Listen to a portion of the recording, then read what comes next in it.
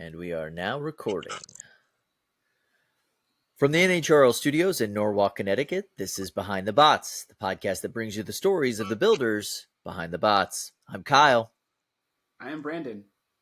And I am Matt Vasquez. And today on the podcast, we're recapping episode 2 of the Sin City Slugfest with special guest Matt Vasquez. We'll wrap up the show with this week's installment of Robots Around the World. If you like our show, please rate and review us on Apple Podcasts, Google Play, Spotify, TuneIn, CastBox, Player FM, and Podbean. Follow us on Facebook at Behind the Bots, and tell a friend. We really appreciate the support. Ooh, and YouTube now too. Follow us on the YouTube now too. Time for this week's combat robotics news. I have one news item for you today. Catch live robot combat events at 5 locations this weekend in Washington, California, Illinois, and Texas. In Washington State, they'll be fighting ants and beetles on Saturday in the Rumble in Redmond run by the Western Allied Robotics team, the team behind Warhawk on BattleBots. NoobTube is registered to fight at that event, so go check it out. Looks like that's going to be a lot of fun. In Illinois, at the Riverlands Brewing Company Robots Smashing Lead Riverlands Brews and Bots Brawls Antweight event. There are 21. It's a 21 and up Antweight event because it is being held at a brewery, and they will be serving alcohol. So if you want to, have some really nice beers and go fight your Antweight, head over there. It sounds like a delightful time, actually. In Texas, North Texas Bot Battles will be holding their October Bot Battles event in Fort Worth. And in California, the Bay Area Bot Battles Maker Faire Mare Island event will hold an Antweight event. And the big one this weekend, SCAR, will hold their event at the Orange County Maker Faire. The SCAR event will have fairy weights, ants, beetles, as well as 12s and sportsman 30s. This is a huge event made possible in part by the NHRL grant from last year. Some notable entries are Full Court, Whomper, captained by our special guest, Matt Vasquez, Unknown Avenger, Droopy, Supreme Ruler, and an alternate that might be fighting, Wumbo. Really excited about this event. Matt, you should be like working on a robot right now, right? I mean, you got this thing coming up here pretty quick. Are you excited about this event? Oh, I'm really excited. I love local events so much. It's just so nice to just take all your robot crap, throw it in your car, drive over, and just, have fun, hang out. Not too much of like a commitment, which is awesome. But I'm really excited. We have this new giant arena in SoCal, a 16 by 12 foot arena. So we can do 12s and 30s, which is like so exciting. Like for the last maybe decade, we've been doing 12 pounders, but we had this like old arena that was meant for like the 15-pound educational class. And like when that NRL, event, the educational ones stopped happening, Mason kind of got the arena and then kind of gave it back. And then we got that grant and we built this awesome new arena. So I'm really excited. That is amazing. Yeah, I mean, we talked about it last episode. That STEM money at the end of the season last year was just so good for the entire combat robotics community. And it's also improving other events, which is great because ultimately that helps NHRL going forward. Yeah. So that's it for this week's news. We are going to go ahead and recap the Golden Bolt episode 2. So this was a really great episode all the way around. I mean, the fights were amazing. The driving was on point. I absolutely loved every aspect of watching this. I think my favorite fight was most assuredly watching you guys take out Bloodsport in one hit was a beautiful thing, but that Black Dragon rematch was absolutely amazing. Brandon, did you have any special moments from this episode that you really liked? Ooh, well, it's always funny because every time I look at Whiplash driving around, I think, oh, that looks like fun. It's like an RC car shooting around. Yeah. I was more impressed whenever I saw the drive going down on Whiplash, and I was like, oh my gosh, it's still hanging on. Like he's still controlling the fight even without like full faculties. And I was particularly impressive because like Black Dragon was just like they were on a roll. Like they were doing an excellent job. Durability's there. They added some forks too to like play the ground game some more. Mm-hmm. They were looking great. And so like to see them continuing and you still being able to hold them down was pretty good progress there. Excellent job.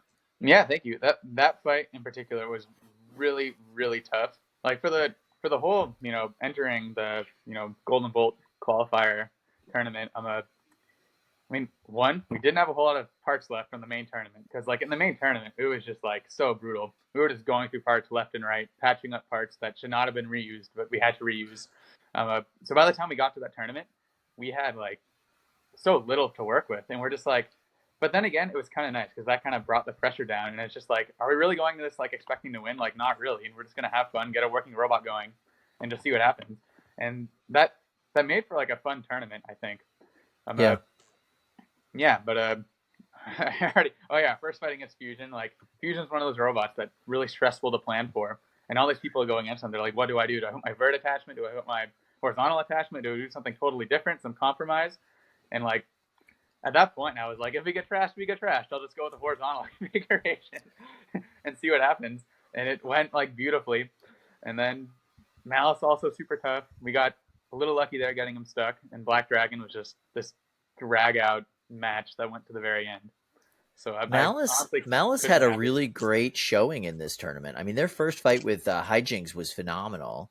Yeah, And that was a real good back and forth with you guys too. Like, yeah, all the props to that team. They really did a great job. yeah. Malice is like a very just tough, reliable robot. It's built very well in a way that it can be like repaired very easily. So like you never see Malice go into a fight like at 50% or 75%. It's Yeah, always like you've never seen him go into a fight, not at 100%, and that yeah. really has to do with how it was designed and built. But yeah, they're a really tough opponent. I think they'd be tough for anyone. I think we were a pretty good matchup for them though, as far as like rock paper scissors. I felt pretty confident, even though they had their forks. They're still not a control bot, even if they have those forks. Yeah. And it's I felt pretty confident we could control them. It was just a matter of surviving 3 minutes, and we barely did that. So yeah. I gotta say, I was hoping to see Blip, especially after such a rough kind of regular season for them, do a Yeah. little bit better than they did. Obviously, pulling Black Dragon right off the bat is not the best circumstance for them to do really well in Yeah. this one. But it was still a disappointment. I hope they are able to do the changes that Aaron wants to do on that and bring it back next season. It's such a cool design. I'm sure there are very few tweaks or changes or design changes they would need to do to make that thing super competitive.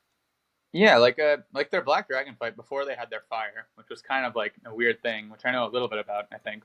But before that point, Black Dragon Blip was pretty even. Like they both Yeah. Blip got a flip or two, Black Dragon got a couple hits. And then once the fire happened, of course, that's kind of ends it right there. But if you remember, like back in the regular season, like when Blip fought Tantrum, Tantrum had an almost identical fire as Blip did in this fight. Yep. And most people know both those robots use pretty much all the same components. So they were doing some mods to their ESCs, as far as I know. I don't remember exactly what it was, but there was something that went wrong or wasn't done exactly right, and it caused the fire in Tantrum, and then later caused the fire in Blip.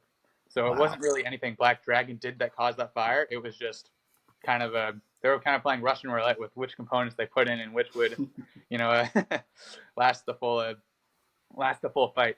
So yeah, it was unfortunate that happened, but with the amount of brain power they have on that team, I don't think that'll be happening again. Is my guess. Yeah. And then Mad Catter also, really great first matchup with Bloodsport. Mm-hmm. Couldn't quite pull it out against Black Dragon, but that was a super close fight. Mad Catter's like one of these bots we are consistently impressed with their ability to keep that thing running as well as it does on the budget that they do. Yeah. And like, I think, Brandon, you pointed this out last episode. The coolest part about that team is like Martin's ability to know not just the game, but the meta game as well. And that was on full display this time. Talk about like graceful losses and really great promos throughout the entire event. Martin's just a class act all the way around. Gotta love that guy. Oh yeah. And no one would expect from his persona that he would be this nice and level-headed of a person. All right, so now we're going to get into predictions. So last week, we had quite a few people guess correctly. Interesting. So Alex Pick and Steve Dufort ended up in the right place on the bracket. They ended up saying that Whiplash would win. Spoilers for anybody who hasn't watched the episode, I guess. But then then Ethan Van Gorp, Michael Weiss, Helen Claudio, and me all guessed the bracket 100% correct all the way through. So I was smarter than a Kyle this time. That literally never happens. I'm very Congrats, happy Kyle. about that. I know, right? Like that's so. I was, thank you, Matt, for making me sound smart for this episode. I will not get to do it every single time, so it's nice. It's nice that it got to happen just this once. And then I guess now it's time to go into predictions for next week. So Matt, you're not allowed because you were there. But I'll go ahead and give my predictions. And as per tradition, I have not looked at the bracket yet, so I have no idea what to expect. So this is kind of off the dome. Though it is kind of ironic because I'm definitely in there. So is Kyle the only one who can predict? I am the only one. Yeah. That's been this way all season. Got to make us proud, Kyle. All right, let's go. Let's see. So first round we have Triton Gigabyte. Round 1. Well, the rock paper scissors goes to Gigabyte, so yeah, I'll go with them. All right. Next we have Double Tap and Beta. Ooh, that's a tough one. Man, if those Double Tap guys could get that weapon working, that's a perfect weapon to go up against Beta. Thinking like I mean, not their armor, but definitely their weapon. Sure. I'm gonna give it to Beta. Okay. And then next we have Death Roll Slammo. Ooh. I hate voting against Danby because I love Danby, but I have to vote against Danby. It's going to have to be Death Roll. Go Australians. Aussies are proud. And then the one I care about particularly, Mammoth Free Shipping. Ooh. And free shipping with a weapon now. Yep. It kind of doesn't matter about the weapon. This one's going to Mammoth. Okay. All right. So in that case, we have Gigabyte Beta for the first semifinal matchup. Beta is like perfectly made to take on these kind of horizontal robots, and something tells me they'll be able to knock out an off switch or the self rider or something on Gigabyte. So I'm going to give that one to Beta. Okay. And then we have Death Roll Mammoth. Ooh, that's a tough one. Man, Death Roll does not care how often you throw them around. They like to be thrown around. You know what I mean? That's like kind of their whole shtick. I'm going to have to give that one to Death Roll. Okay, that's a tight one, and I'm sorry about that, Brandon. I'm not hurt. Don't worry about it. Death Roll has touched the ceiling, so I don't think they mind being tossed around. Yeah. I mean, it also like has like a human hand in the back of it too, so definitely is happy with like fighting people for sure. So I'm sure fighting Beta is nothing different. So that does leave us now with Beta Death Roll. All right, so this is the part where I get to complain about Beta's armor configurations, like for the 14th time this season. Beta, built by some of the smartest people in the sport, like some of the best engineers in Great Britain for sure, some of the greatest engineers in this sport, and yet their vertical spinner configuration for their armor has never made any sense. I don't understand why they do it. It's just there to get smacked in the face. It's like they don't even try. They would do better with the sloped wedge than that thing. They're going to run it. Take. As someone who has fought Beta, I think the boat configuration is, I think what John calls it, when I've always called it. Yes. For fighting a vert is better than the big plow. When we were going to fight them, I was praying that he would use the plow because I think sits like a half inch off the ground, and we would just hit that edge. Correct. Hit that edge. We would probably peel it up all over the place. When he puts the boat armor, you're not going to hurt him. You might control him, but you're not going to hurt him. So when he has that, he's not afraid to just drive in your face and fire the hammer. Whereas with the wedge, if you do catch that edge, he's kind of done for. So, like, I see what he's getting at. He could probably add some maybe forks to it or something, but he's not crazy. He's definitely not crazy. There's something okay. I think. All right. So Matt, Have you properly swayed Kyle, giving him a proper bias going into the final now? No, Are you going to choose the boat over the truck? Because what he's saying is that the theory's there, but the theory hasn't worked out yet for vertical spinners. So that would have to go. If he had fought any of those verts with the plow, I think it would have gone worse. Probably. That's all probably.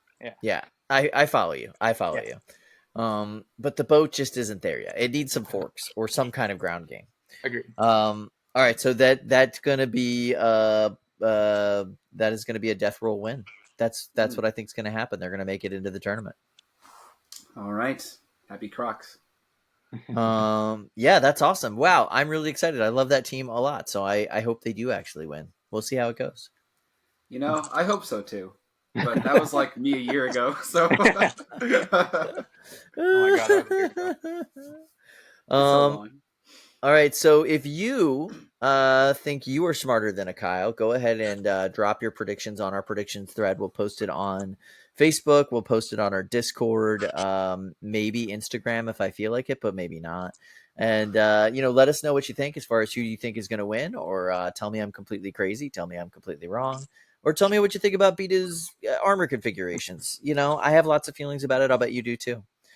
But as for right now, this week on the podcast, we have a very special returning guest. He's been with us for the first two segments. We're going to move on with this segment. Matt Vasquez of Team Fast Electric Robots, the team behind Whiplash and Whomper. Matt recently competed at NHRL with Whomper. He just won the tournament in the most recent episode of the Golden Bolt. Matt has been competing and participating in combat robotics literally his entire life. He's a pillar of the community and widely regarded as a top-tier heavyweight driver. We're looking forward to getting into all things September NHRL and BattleBots in the hour ahead. So welcome to the show, Matt. Thank you. I'm always excited when I get the invite. Always have lots of fun. I'm excited to talk. I'm glad we were able to scoop you up for this interview. It was good that you said yes. I was like, yeah, I like this guy. All right, good. So first of all, we're gonna get into NHRL. So Whomper just competed at the final bot down here in September. Mm-hmm. What kind of preparation did you do for this event? There were some big changes on Whomper. Yeah, I mean, I think so. I guess I'll start with what the goal of Whomper is in the first place. So sure. When I first designed that robot, I built the first version 3 years ago, I think, back in 2020. So my main robot being Whiplash is a robot who, if you don't drive very well, you are going to get destroyed because the robot has 2 full weapon systems, not a whole lot of armor. It's relatively fragile in a lot of places. So it's a very stressful game of drive perfectly while not being able to inflict a whole lot of damage and try to win. I wanted to build the exact opposite of that. For my fun robot to bring to local events and travel to Norwalk and whatever other out of state events I go to.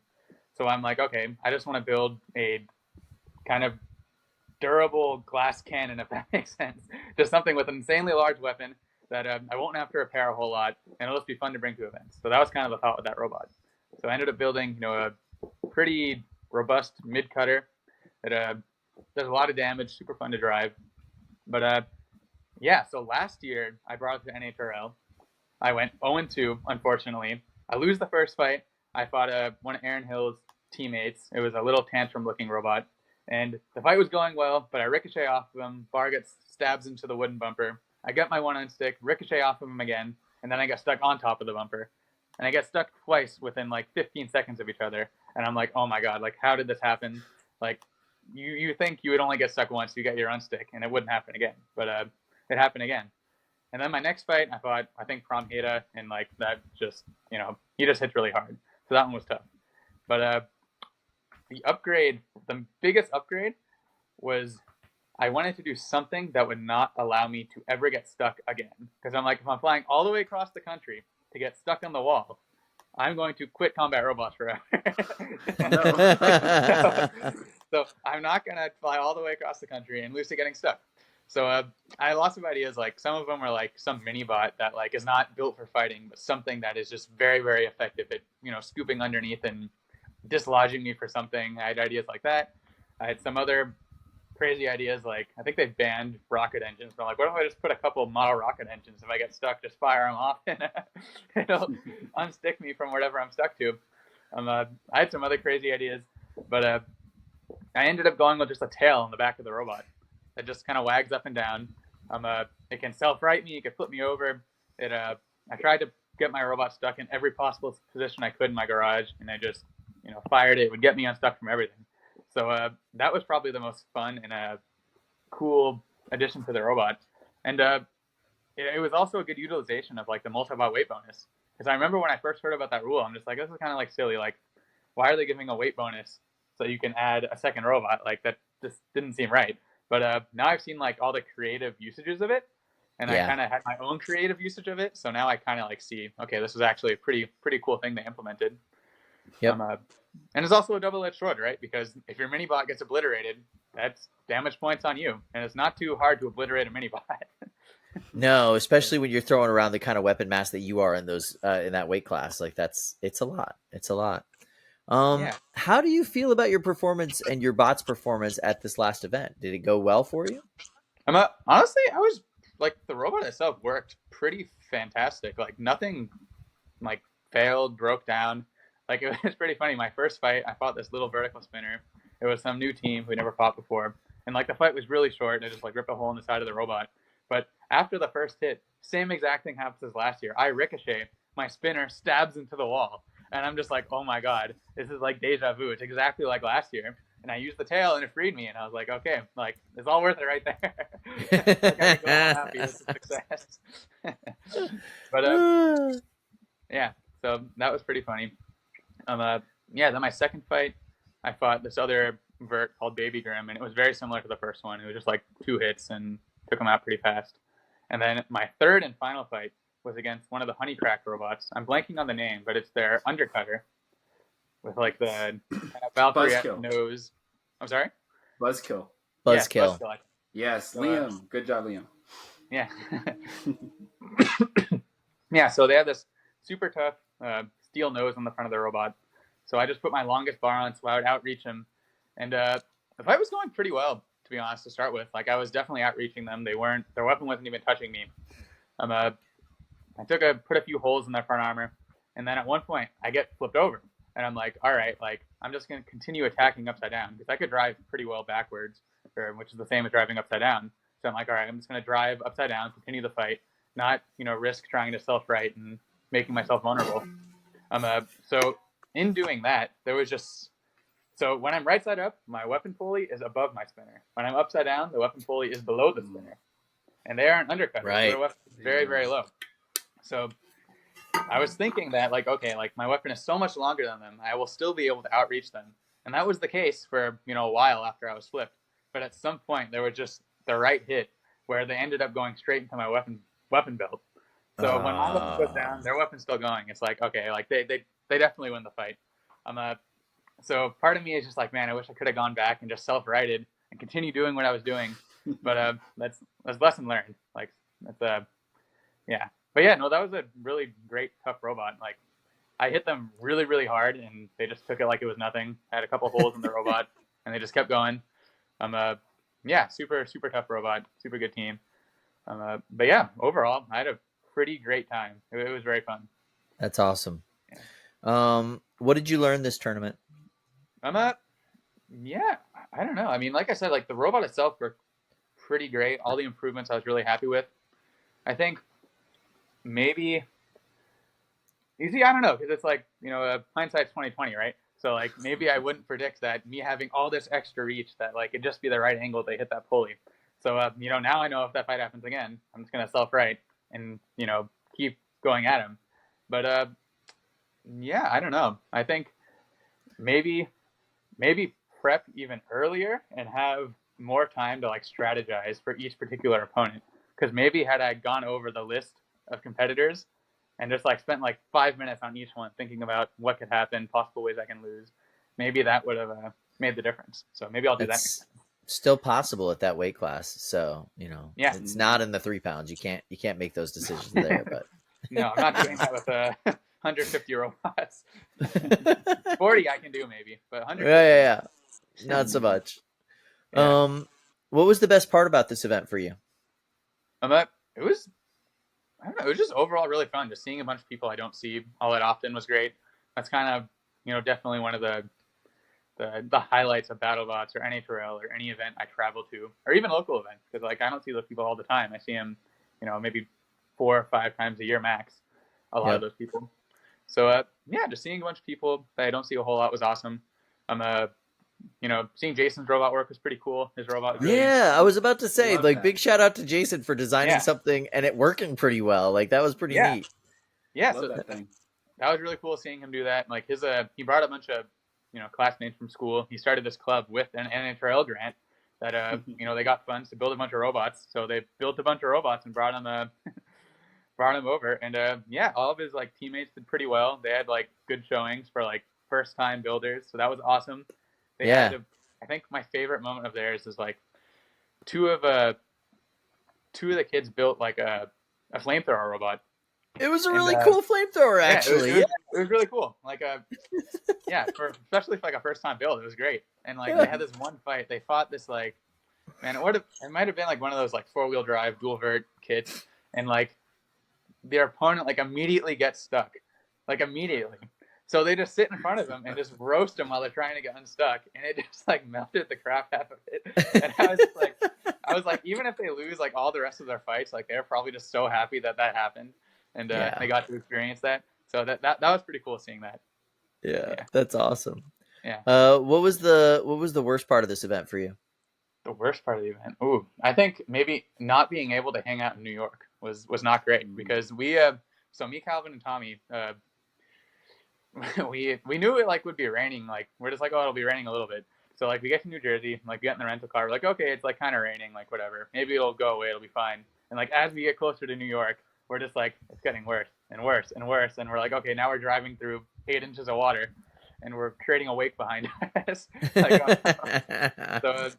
So we didn't spend a whole lot of time in New York. We went to like one bagel shop, sprinted through the pouring rain, and then went back to the car. We're just like, all right, we're going to go to the venue now. There's not a whole lot we can do here. So no. Yeah, hopefully next time there will be better weather. But as far as the event, like I thought I had a fantastic time. It was really fun. Yeah. Did anything weird happen this event? Did anything weird happen? Yeah, what was the weirdest part about this event for you? The weirdest part of this event? I don't know. I feel like you're pointing at something particular that I can't Not at all. No, this is just this is an exercise I do with my kids sometimes. I'll ask them what the best, worst, and weirdest of their day was. So I'm asking you what the best, worst, and weirdest of your event was. The weirdest thing to happen at the event. I'm just gonna say like, oh, okay. How about Lynx losing like second round or something? That's pretty weird. Ooh. Yo, not qualifying. Calvin not qualifying. I Calvin, and like he's like, I've been using this ESC for like 3 years or something, and he's like, yeah, it's probably just like his work life. I'm like, yeah, that makes sense. Like, just swap him every 2 years and he'll be fine. But Booty Brigade was also pretty fun to experience. Like I pitted with like Calvin and Tommy, so like I was with them for all those antics, and that was pretty fun to witness and see the chaos that ensued with all the opinions. And there was this one poor robot, I forget who it was, but in their qualifying fight they had to fight Lynx to qualify. They got like destroyed. They like won their next fight, so they made the tournament. And their first round match was Booty Brigade. And I felt so bad. Oh no! I don't remember who it was, but that poor person got like just absolutely destroyed 2 times in a row. So yeah, I love the my going up to the table, because I try to go talk to all the competitors before the actual event starts, and I stop in to talk to Calvin and see what he's changed about Lynx or improved or whatever. And he says, "Oh, I've done nothing to Lynx, but dude, check out this 3D printed booty," and like goes into detail about how he printed the booty. And like I was like, okay, this is a different vibe for you, Calvin. All right, I'm in. Yeah, I mean, when you're running the same robot for however many years, a few years now, he's been running that robot, and it stayed almost exactly the same. Like, even if he keeps winning, it gets stale to him, and like I totally understand that. So if adding a butt does it, then he should add the butt. Amen. All right, Brandon, you had some questions. Sure. So first question. So what's something that you've seen or experienced at NHRL that you'd want to carry over to other events? Or vice versa, something from other events you'd want to add to NHRL? From NHRL, I think I don't know if there was as much of it this year. I noticed, but like the post fight interviews were really cool at NHRL. Like I remember I definitely did a couple last year, and that was pretty cool. It seemed like very fun and professional, especially for like a stream. I think people watching are interested in what the competitors are thinking, saying. Like the in the pit interviews, like the one you guys did with Jason, was really cool. Yeah. And I think just in general, like getting other events to live stream or do some attempt at live streaming, which I think most events at this point at least try to live stream. Yep. But that's always a good place to put effort into, I think. But yeah, I don't know. And as far as like something to bring to NHRL, I don't know. Like right now, NHRL is like leading in like as far as like smaller events, like leading in like creativity, I guess, which is really cool. So like there's not like a whole lot to pull from other events to give to them, because they're just like pulling all this crazy new rules, new ideas, and just throwing them out there. And for the most part, they're working great, making it really interesting, making it fun, making people think of like new ways to do things. Yeah, I don't know. It's like it's chaos, and I like it. Yeah, that was definitely something I thought about for sure. Because like doing this a long time, especially like we sort of get in the mode of like, okay, now the bot's supposed to go, how fights are supposed to sort of be. But HRL sort of says, let's try giving you a 6-pound potential robot to fight against a 3-pounder. Yeah. Or you have a free unstick if you want to, if you have a risk of getting stuck, you have a second chance basically. Changes the game. Yeah, no, that's all that has been awesome. And I'm curious to see what the heck they come up with next, because I wouldn't have predicted a few of the things they did come up with. Yeah. So then, second question: what were some really cool bots or some really cool fights that you're able to see? So just some highlights in either one. Really cool robots. I don't even think I saw a fight, but Aaron Hill's like a swerve drive, saw blaze / razorback 360-degree chop saw thing was pretty cool. From talking to him, I don't think it had too much success. I think it had some feeding issues, but I thought it was just a really cool, fun robot. Sombra 30 was like just insane watching that robot fight. Oh my god, that thing hit so hard. Like, I think I watched it fight. What was it? Chad News robot Yahoo, and like almost ceiling shot at it, and I was like, oh my gosh, like it just moved so fast across the arena, and the weapon just hit so damn hard. It was pretty impressive to watch. You are freaking poor Brandon out. He has to fight that thing next month probably. So maybe. And Matt, oh my gosh, watching Kevin was awesome too. It's like just watching Timber Viper and I forget the 30-pounder version's name, but Red Storm, I think. But Red Storm. Yeah, it was really cool watching those two robots fight.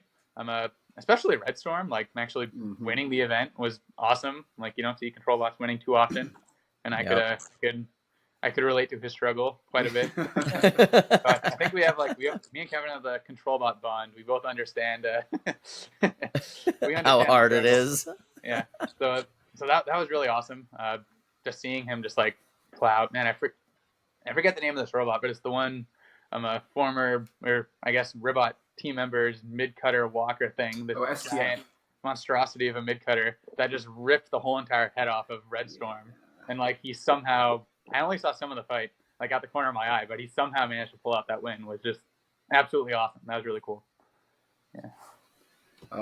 You're giving me 30 trauma, like PTSD, like pre-traumatic disorder. Oh no. Sorry, it's gonna be. Oh man, I'm building like 530s preparing for the finals. It's so expensive. By the way, congrats for winning a golden dumpster after so many events. It finally happened. That's awesome. Thank you. That was a long journey, I tell you, but it was worth it. Worth it. Oh my god, you've been grinding for a long time, so that was well deserved. Golden dumpster, 3 bots qualified for the world championships. Like, bro, Brandon is crushing it. Trying to play the NHRL game. Oh man. And so the third question sort of connects to what you're already hitting at before, but it was sort of like, what are you thinking about NHRL sort of more varied rule set? Is this something that you think other competitions should try as well, or something that NHRL should just sort of keep into its own hub? It's tough. I think if you're gonna have wacky rules, you have to be an event that people really want to go to, and like will really go out of their way to like make happen. So I think maybe if like some smaller local events, well, I don't know if that's true actually, because if in SoCal, tomorrow Mason said we're gonna allow this crazy thing, I would go, that sounds fun, I'm in. So honestly, I don't know. It's I think it's a good thing overall, adding rules. Like, you don't want to go too crazy because you want robots to be able to compete between events, which I think is a pretty important thing. Like, at least for me it is, because I'm not gonna go to NHRL, too often. It's too far. So like my 12 pounder, I want it to be at its base a normal 12 pounder. And when I go to NHRL, I can add the tail, which weighs exactly 1.2 pounds. So I can take it off, put it on, be a standard 12, nice, NHRL 12. So yeah, I think as long as people, have go with that philosophy, I really don't see too many problems. Yeah, it is interesting how many people build specific like to the weight bonuses at NHRL. Like they'll build a bot where it's like, oh, that can't compete literally anywhere else. This is only for Okay, cool. Yeah, that was a choice. I don't see myself building a permanent 19-pound robot to multi-bot for 30 or whatever they allow. Like I don't think that'll ever happen. But maybe I'll throw 3 of my 12 pounders in there. I don't know. We'll see. That would be fun. All right, so we're going to jump into a couple of listener questions. I have a few kind of intro questions I wanted to ask, and then, Brendan, I might throw it over to you for like the BattleBots section if you're cool with that. Sounds good to me. All right, cool. So what enhancements to Whiplash did you do this year that differed from last year, Matt? So we're talking about like, at this point, a year ago. So, correct, yeah. Biggest thing was brushless drive. Yeah. Brushless drive. Everything on the inside was different for the most part, and that was definitely, there were lots of teething issues there. 1 second. There were definitely lots of teething issues there. Yeah, we definitely changed some of the chassis. Yeah, sorry.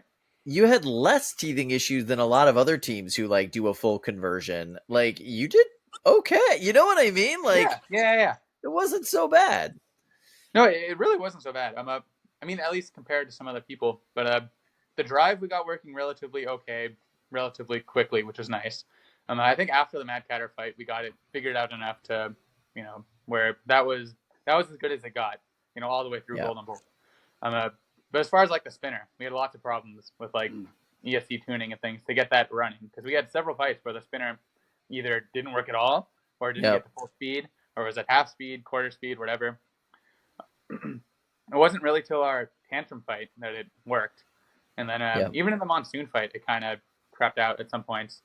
So yeah, there were definitely some issues there, and but yeah, the good thing is I think we're kind of over that hump. So next year, hopefully those problems will not be there. Awesome. Sorry, that was Connie Langstrom's question. I thought I should throw it out there. She asks, were you able to make any more modifications or enhancements as we got closer to the end of the season? I mean, I think you kind of touched on that. You were tuning, like everyone else, you were tuning your ESCs like all the way up until the last second, I'm sure. Yes. Thank you, Rory. Yeah. Once again, thank you, Rory. That needs to be a t-shirt for this last season. Like, thank you, Rory. And just everybody wears it. I would buy my shirt. I would buy that shirt. Monsoon fundraiser. We will fundraise 2 more monsoons from that shirt alone, just from all that news. Exactly. So, yeah. And then her last question, which is a related question: where can we get Whiplash merch? Where can you get Whiplash merch? BattleBots website. We always have people, asking for stickers and things. As far as T-shirts and things, I think mainly BattleBots website. We don't really have I don't know. I don't even know if we still have it set up. We might have like a Redbubble set up. Honestly, if someone really wants to know, send the Whiplash Instagram a DM, and we will. My mom will know. But, hey, if you find out before I post this episode, I will put this in the description. I will put the link in the description for the episode so people can buy your merch. Yeah, but I think right now it's mainly BattleBots website. Gotcha. Yeah, get a merch link. We want to support you. We want to support your team. We would love that. Yes. All right. So we have some deeply philosophical questions from Mary Catherine Carr. She asks, "Hey, how are you doing with life outside of BattleBots? How's Life, college and beyond? Like I know where you're working now, but do you want to touch on that? Like, how's work? How's that kind of stuff going?" yeah. So like, I've been graduated from college for like what, year and a half now. Been working for Yep. about a year and a half now. It's been pretty great, honestly. I love where I work. There's lots of awesome people there who you both know, which is very awesome. We got Bot Whisperer Pete. We got the whole Chomp crew. We got Luke Conlian of you know Comedy Central, BattleBots fame, and currently battery safety at BattleBots fame. So it's a really really cool, fun place to work. Awesome people. I've learned so much there. Like, there's been a lot of great mentorship. It's definitely made me a better builder too, working there, just with all the advice I've gotten from people. And other than that, just trying to, I don't know, keep up with some hobbies. Build robots, trying to make BattleBots as enjoyable of an experience and as less stressful of an experience as possible is like my biggest goal right now. So just trying to like slowly flesh out new Whiplash and slowly start building it, and hopefully not have that panic rush build at the very end like last time. What is there was somebody that was telling a joke, like you could tell that Matt's graduated from college and is an adult now because Chris Rose finally stopped calling him Matty. You did it. Chris. I love that. All right. The other question for Mary Catherine Carr that I love: they always tout your driving, but you clearly have other exceptional skills. What else would you like to hear praise in your promos, i.e. Matt Vasquez, king of weapon pulleys, or even Matt Vasquez, hot dog eating champion? Dude, hot dog eating champion. I think I'd be pretty bad at that, to be honest. But as far as, I don't know, other BattleBots related things that like I deserve praise for, like I don't know, like I feel like driving's always been the thing. Like, as far as the robot itself, there's really nothing crazy happening inside of Whiplash. It's very, very simple inside, which is kind of like by design. Yeah. Yeah, I don't know. Honestly, I think the praise is placed correctly, in my opinion, if I even deserve that at all. Yeah, you could throw a heavyweight around. This is a good one. What would you do if not for robotics and engineering? Like, what career path would be interesting to you if it wasn't for this? What career path? I know. So I think I'm really lucky with like BattleBots in the sense that BattleBots is not my career. BattleBots is not, at least competing in BattleBots is not anyone's career at this point. So like, I think I'm lucky that like the hobby I love so much kind of gave me like a gateway to like a career, which is not, it's not so often that happens with people. It's really not. So like in doing BattleBots, I learned, like whatever, there's this term, I think Stephen Felk said it, was like stealth. BattleBots is like stealth learning. Like people go into it, they don't even necessarily care about engineering or care about manufacturing, whatever. They just want to build this robot. And they're like, what do I have to do to build this robot? And they learn all this stuff along the way. Yep. And they're just like, all right, how do I get to this point? I need to learn this thing, and this thing. And by the end, they've like accidentally learned all these awesome skills. So I think I'm pretty lucky in that sense. But other hobbies, I don't know. I play like guitar and bass. I have a lot of fun with that. I don't think I would ever be a professional in that. That would be very, very tough. I love playing tennis too. Also, do not think I could ever be a professional tennis player. I have lots of hobbies that I like really love, but I'm glad that like at least one of them I get to like really, really compete and be amongst some of the best, which is pretty fun and pretty cool. That's awesome. This is a great question. What do you admire most about your mom and dad and your brother? So admire most about the rest of my team.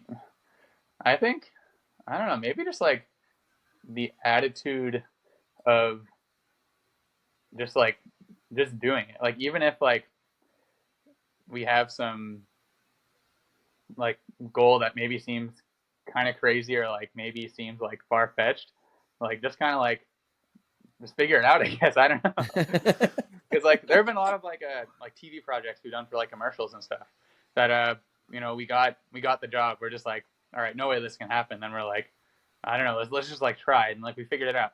So I think like that falls into, or like I don't know, for example, like my mom will find some sponsorship that is able to fund us for the season, and we're just like, how did this even happen? Like this is amazing. Like we can do this now. So yeah, I don't know. I think just like the general attitude of everyone is definitely something to maybe look up to, I guess. Yeah, can do. I like Yeah. that.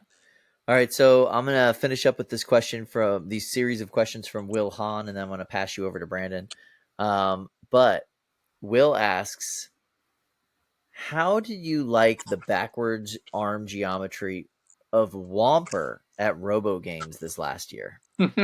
so first I'll address why it was named that. It was named Whomper because I registered a robot, and then I'm just like, I need a name to register before registration fills up. I'm like, this is a robot I have, and then they're like, oh, you can't switch your thing. So I'm just like, all right, this is the name of my robot now. So there's that story. But I actually really love driving that robot. That was so after we lost to Endgame in the 2020 Battlebots finals, that was like my future Endgame plan, was running that configuration. Because we're just like, all right, like, if we're gonna get out forked, like how do we win this fork game? Because Endgame, it was like we knew it would just be like round 2 would just be fork battle pretty much. So the thought was like the spinner's not gonna help us a whole lot in that match. Like I don't think we're gonna inflict all that much damage. So how can we make like the most effective lifter we possibly can? And that's have 2 like 12-pound forks on the front of the robot. So just have like this giant mass of fork on the back of the robot that will just be so heavy, so stuck to the floor that it'll be almost impossible to scoop underneath, and just so much reach. And at Robo Games, it proved to be really, really effective and really fun to drive. So yeah, I really enjoy driving that. I don't think you'll see that as a Whiplash configuration in the future, to be honest. But I'm glad I built it and never got to use it because I had a free robot for Robo Games. That's hilarious. So why don't you think you're ever going to use it as a Whiplash config? Because I think we could get the job done with like the standard Whiplash config. And I want to kind of step away of having a million different configurations and just have like maybe 2, maybe 3 main ones, maybe a couple different fork lengths, whatever. I'm going to try to keep it more simple. But yeah, that's pretty much the answer. Like it was really fun. I don't know how well it would do against like a giant spinner. We didn't fight too many big spinners at Robo Games, right? So I don't really have a great gauge.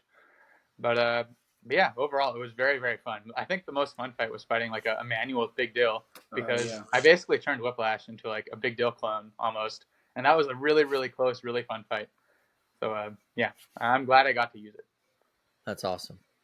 All right, I'm going to hand you over to Brandon. He's got some BattleBots related questions. Ooh. Hello. Hello. So, for BattleBots, the first series of questions comes from Riley Angle from the Discord, or NTRL Discord server.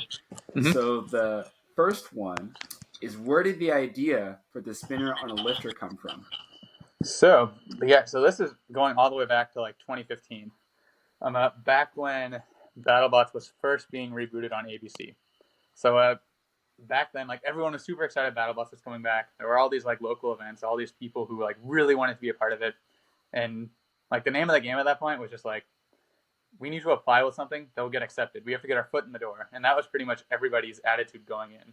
We need to design something really cool, really different, something interesting.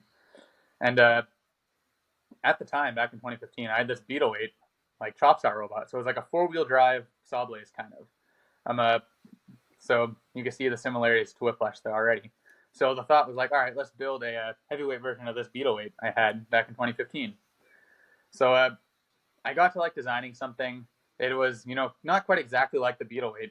It kind of had like the arm sink into the center of the robot, but it was going to be like essentially a backwards version of Whiplash. But like while I was designing that, I was like, all right, like the spinner sits on this side of the robot. Like, why wouldn't we just stick some sort of wedgelet or fork off the arm so like we could drive the other way and also be a lifter? Because like it's right there. All we have to do is just add this little thing sticking out, and we have a lifter. So eventually I kind of just started liking that more and more and just started moving further in that direction. And eventually we were like, all right, this is what the robot's going to be. It's going to be facing this direction, spinner forward, lifter forward. And if someone goes behind us, we could swing the arm over and hit him like an overhead saw robot. But we're mainly going to be lifter, spinner. And it was also partially because we had never seen that before, really, at that point in time. So we're like, okay, it's totally new design. And I think we were literally the last robot accepted into 2015 Battlebots. We were like the last alternate accepted. So I'm glad we went that route. Yeah, that's really cool.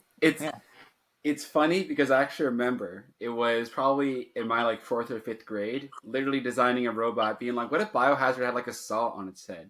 That'd be so cool. So I have like this ancient drawing of like a pseudo Biohazard with this like a mohawk kind of thing on it.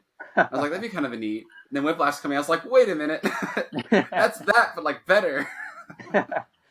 Yeah, no, I'm happy we get to carry on like the BattleBots electric lifter lineage from Biohazard.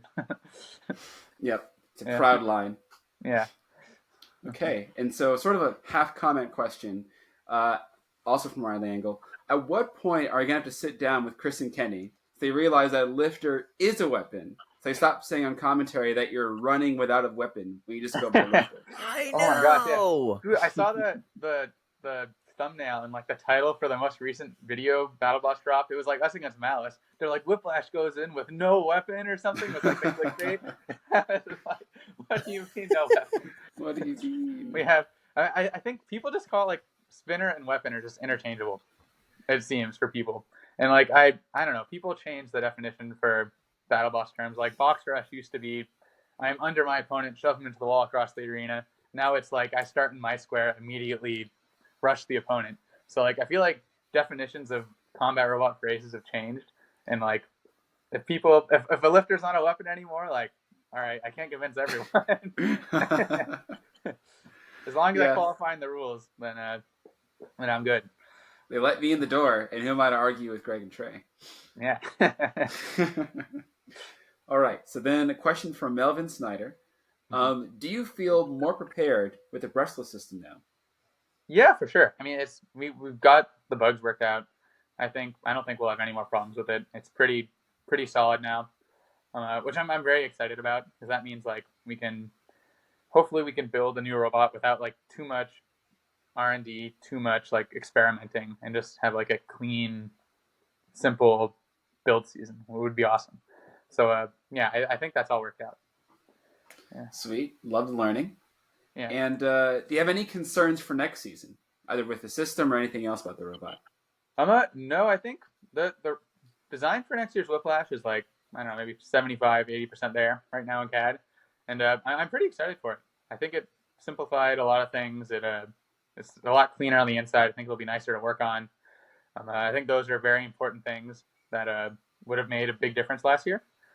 And yeah, I think I'm pretty excited and feel pretty good about it. Like, right now I don't have a whole lot of I have my 12-pounder for the event, whatever happening this weekend, but I haven't even unpacked it from Norwalk. At Norwalk, I barely took damage. So I'm like, I'm just going to take my luggage and just bring it to that event and unload it. So yeah, I think now it's just any time in combat robots is into Whiplash right now for the most part. And yeah, just work on it. Yeah. Love it. So Whiplash Giant Nut Season 8 confirmed. Okay. Yeah. Unless Mammoth gets you there. Anyway, so from Alex Pick, first of all, hey Matt, the spin arm Whiplash was clearly upgraded this year, tossing both Tantrum and Black Dragon. So how did that upgrade look like on paper, and how did your expectations compare to the overall effect? The upgrade on paper. Yeah, I don't know. We knew it would be spinning faster, but we knew it wouldn't get up to speed as fast. That's kind of the bottom line. So, and both those things were true for when it was working. Like in 2020, we just had 2 short mags on a 20-pound disc. So it spun up instantly, didn't spin crazy fast, didn't hit crazy hard, but it was it started really reliably. This time was not the case. It took a lot longer to spin up. Like the startup torque of like a brushless motor is, even with sensors and things, our setup was quite a bit less than just the dual mag motor setup. But once it gets going, you have a whole lot more RPM and a whole lot more power. So yeah, it's just a matter of staying away long enough to spin up, which is something that my driving style does not suit very well at all. Like I just want it to start up. Like I just yeah. So that wasn't great. But yeah, when it got spinning, it hit really hard. Like gosh, like for the tantrum fight, it was so funny. Like our first two fights went absolutely terrible. Monsoon went better, but still too close for comfort. We get into the tantrum fight, and like we do the test box, everything's fine. We load into the arena. I'm just doing like my little twitch in the square, and like I lift the arm, and I'm like, what's wrong with the arm? Like, why isn't the arm working very well? Like I would kind of move the stick, and the arm, it had like a delayed movement, and I was like, that's super weird. Like the control is super sloppy on the arm, and I ended up going back after the fight and looking, and like the little shaft collar that clamps the lifter motor to the planetary gearbox was like slightly loose somehow, and like the motor was just slipping. So we had like probably, I don't know, a tiny fraction of the torque we typically had. So like I pushed Tantrum into the wall. I'm trying to lift Tantrum. Nothing's happening.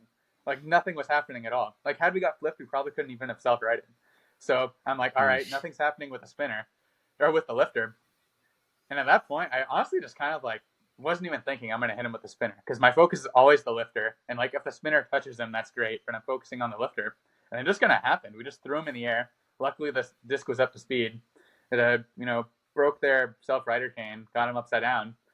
And I was really surprised on the outcome of that fight. It was like the exact opposite of what I thought would happen. I thought it was going to be like a drag-out control bot fight, and it ended up being like a one-hit KO from us. So I was really, really surprised. The funny thing is, had they flipped us over, we wouldn't have been able to self-ride either.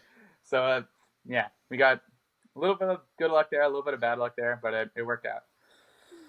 You know, with the spinner, when you think about it, you just had a very dangerous flipper as well in the robot. So really, you just went from like the torquey lifter to the fast-paced one. So exactly, the best flipper is vertical spinner. Exactly. There you go.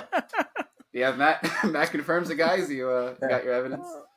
Though, I guess just for builders' curiosity, do you have your spinner on like a switch, or do you have it on a stick for like linear control?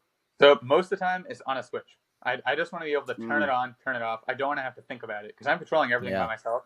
So like I just want it on, off. Like if someone lands on top of us, like after we hit them, I will turn it off so we don't stall it out. And then when they get off of us, I'll turn it back on. And that's pretty much all the thinking I'm doing. I just don't want to burn out our weapon motors. But this time we were having all these startup issues. So we actually had the spinner on a separate remote. So we had someone else. At one point it was my dad. At one point it was my brother. I forget for which fights.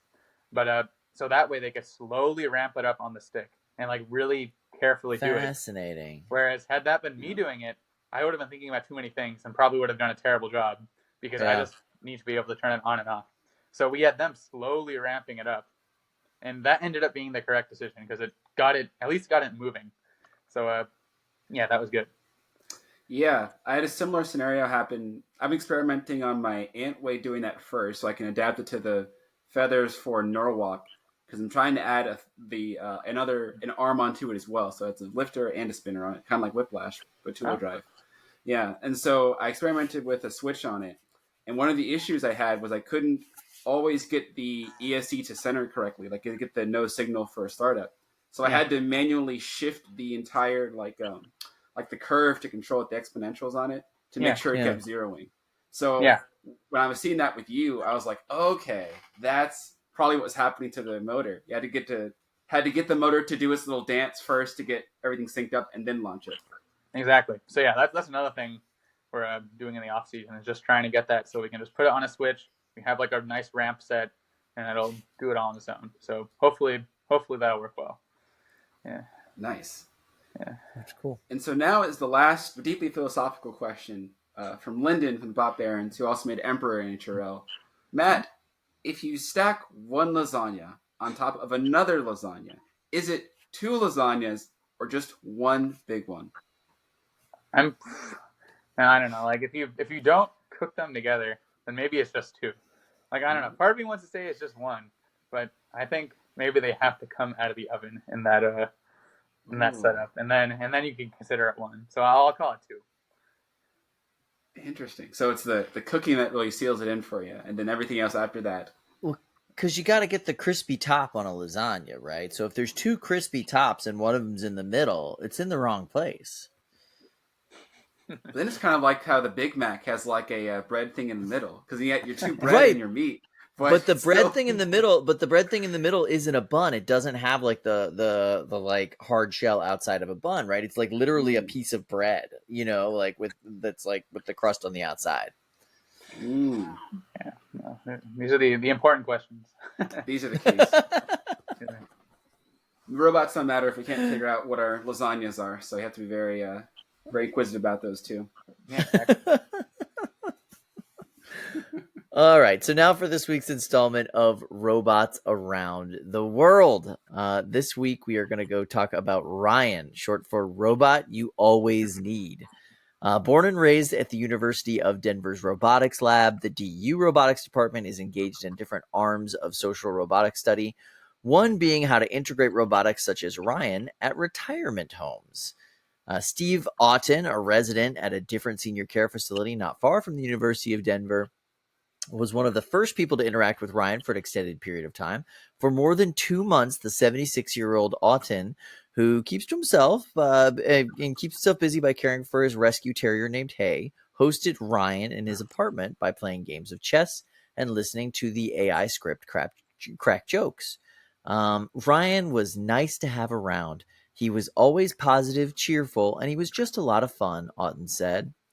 Ryan, whose purpose is social interaction and social stimulation, stayed in Otten's living room and started each day by saying good morning to Otten. And he said the trial was a nice experience and that he would welcome him again. I would get him to respond, Otten said. He also noticed how Ryan would remember details Otten relayed to the robot and use them later in conversation. First of all, this robot has a cute little face that's like a video screen, but it's like projection mapped onto an actual kind of humanoid face. It looks cute. It's adorable. And most of the time when we do these, we try to cover like, the world is heading into a, like, what is it? Like a post capitalist hellscape world that we're all running into, just all doom and gloom. This is kind of nice. I kind of like this. This will be really good for like the aging boomer population. I don't know. What are your thoughts? Would you put your parents, like, when it's time, would you put them in a home where there's robots? I mean, mine are already in a home where there are robots. Maybe not those ones. But I don't know. If people like hanging out with them, then they like hanging out with them. So then that's a good thing, right? So if they don't like it, they don't like it. Yeah. I wonder if that's gonna sort of. I know. So we have the ability to sort of anthropomorphize things, right? Like even our robots, like combat robots, they don't really have the sort of like humanoid function that these guys do. We so have like a emotional attachment to them as well. Yep. So I'm kind of interested or curious, like how they might sort of blur. What's that movie? It was like Ex Machina or I, Robot. I think it's I, Robot. Where they become like almost really, really close to human, to the point where you get them almost the same. And I think like if this is sort of like the interactive element of like, okay, like he can interact pretty well with the senior and are sort of able to hold conversations and things like that. But I think like very soon you're going to have companies coming in to make the appearance sort of match that as well. And I think at this point you sort of still have that distance of like, well, I know it's a robot. Like I can see like the face and all that. But when it gets to like the Detroit Become Human level of like they're almost human-like, just like a tiny little robot difference, I think that's when like Luke would show up and say, well, it's all over for us, Yeah.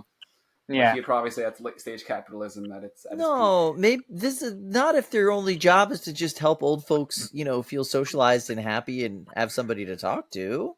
That's nice. That's just a nice thing to do. I would think. I mean, I would still think that the mental aspect of having like somebody to social with is incredibly important. I know from my own grandma, one of the difficulties my family's had is having like caregivers to help during the day when everyone's at jobs and busy. So having someone to fill the gap is really critical. And because other people have their own stuff going on, that's a big thing. Like with Ryan here, if Ryan can step in and fill that role, like power to him.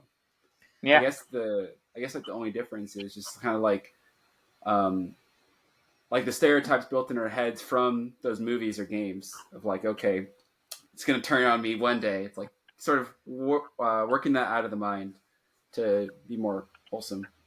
Well, the problem is with all those movies and games is for some reason we give all of those robots like super strength and super speed, and we don't No. have to do that. You know what I mean? If a robot's True. working at a senior facility, they can just like have the strength of a 9-year-old child, and that's fine. That's enough to like get them around. You know, they don't have to be terrifying death machines to help seniors feel like play chess and feel interacted with. You know what you have to do? Just put a big removable link. But those seem to be the UK versions for sure. That already exists in like the robot dogs. Like I know that the like the handle right at the front of the chest, you can just pull that out and the whole battery pack comes out. There you go. So we need that. That would be all it would have to be. Aw, I love this idea actually. You know what I do like? So Auten, you know, he's 76 years old and he's in an assisted living facility, but he's right at the median age for most of our legislators. So like we could have a bunch of these robots just hanging out in the offices of our senators, presidents. That's true. It would be I think it would be a huge benefit to add to Congress, and maybe that could be one of the first fundings for this thing is just get it into the ultimate senior center, which is the Capitol building in Washington, D.C. Yeah, it could do some good. I don't know. It could be helpful. You know? I live outside Washington, and I feel so weird. It's like here's the president walking across like the White House lawn with his Ryan buddy talking and getting a joke about, I don't know, something old people like. Wouldn't it be great? Kind of weird. You just cut to a scene of like them on Air Force One, and it's just Ryan and President Joe Biden just playing chess together. You know, Biden sipping apple cider, saying, you know, that was a real cock made me move there. And he's like, well, that's how it cookie crumbled. He just snaps his knee and starts laughing like